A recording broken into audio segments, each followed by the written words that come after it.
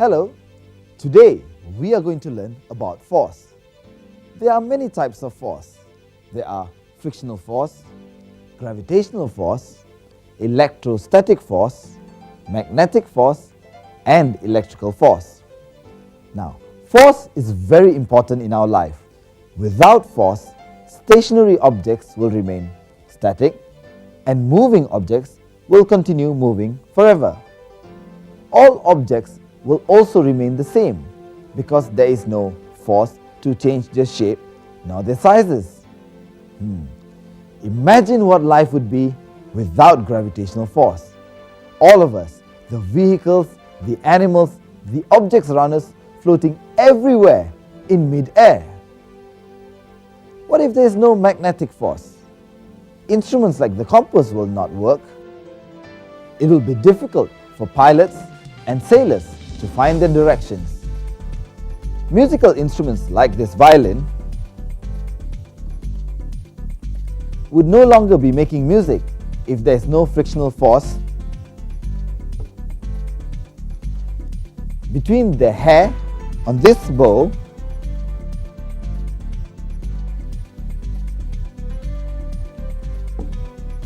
with the strings. So, you can imagine how difficult life would be without force. In order to understand better about force, we are going to learn further on frictional force or friction, its advantages, disadvantages, ways to increase friction, and of course, ways to reduce friction.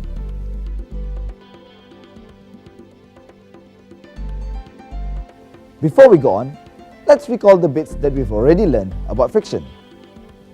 Friction is defined as the force that resists motion when the surface of one object comes into contact with the surface of another.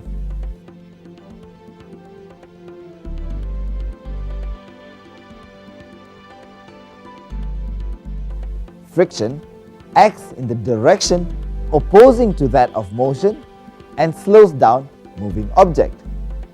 A block of wood, when pushed along a table, will eventually come to rest because there is an opposing force provided by the table on the block. That opposing force is frictional force or friction. Now, friction can also exist between stationary objects. But can we see friction? Of course not. Friction is the invisible force that helps us to do our daily activities like standing up straight, walking or running. You see, without friction, it's difficult for everything like you and me to remain stationary.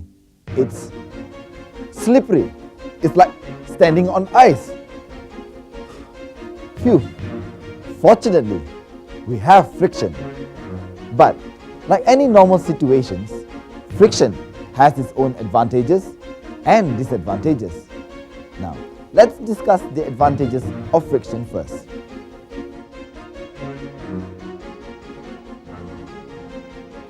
Friction prevents the slipping of objects. The friction between the soles of our shoes and the floor allows us to walk without slipping. Friction between tires and the surface of the road allows vehicles to move without skidding. Friction also allows animals to climb trees without slipping. Friction provides resistance to motion. For example, a moving vehicle needs to use its brakes to slow down or to stop the vehicle. Friction is used in the braking pads to slow down or to stop the vehicle. Now, Imagine what will happen to vehicles on the road if friction does not exist. There will be accidents everywhere. Let's take another example, a simple one.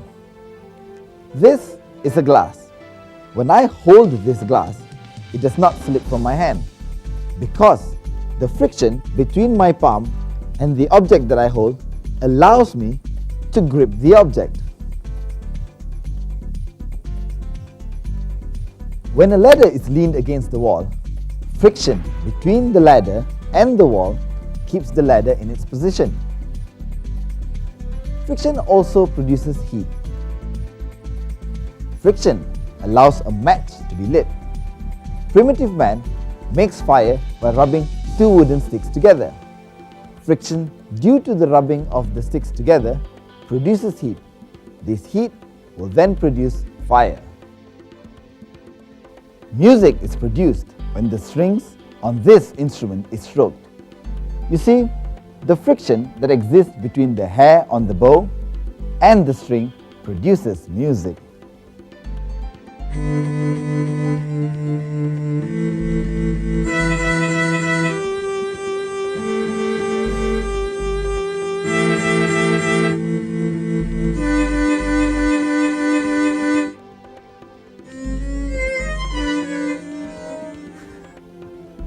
I'm not much of a musician, but I like music very much.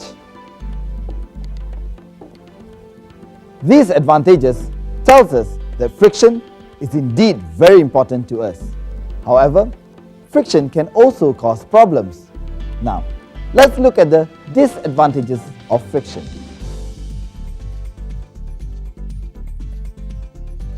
Friction wastes energy. That is quite a heavy load. You see, when the boy pushes the heavy load, he uses more energy in order to move the object, as some energy is used to overcome frictional force. What if there is no friction? Very easy. See? Friction produces unnecessary heat. For example, the friction between the parts of a moving machine produces heat. This heat can damage the machine. The damage will not have happened when friction is controlled. Friction can be controlled by oiling the parts of the machine. Friction causes wear and tear. When we walk or run, after some time, friction makes the soles of our shoes to wear and tear. When that happens, it's time to get yourself a new pair of shoes. Tires of vehicles will also become worn out after some time.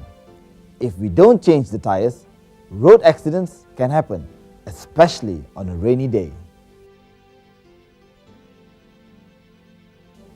Even though friction has its disadvantages, friction is still considered an important phenomenon.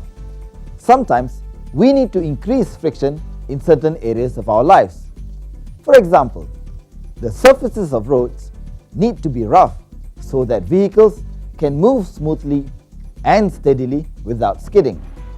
Worn out tires must be replaced with new ones so as to increase the friction between tires and road surfaces to avoid vehicles from skidding. Shoes with rough soles have better friction. They can grip better, thus prevent slipping. There are also times when friction is a nuisance. We cannot remove friction, but friction can be reduced by using wheels. Wheels are used to move vehicles. Wheels are also used to move objects. Rods. In the early years, men used rods to move heavy objects. Ball bearings. Ball bearings are used to reduce friction in moving parts of an engine. Oil or grease. Oil or grease is used to smoothen surfaces in contact and reduce friction, such as in door hinge. Air cushion. A hovercraft uses air cushion to reduce friction when it moves.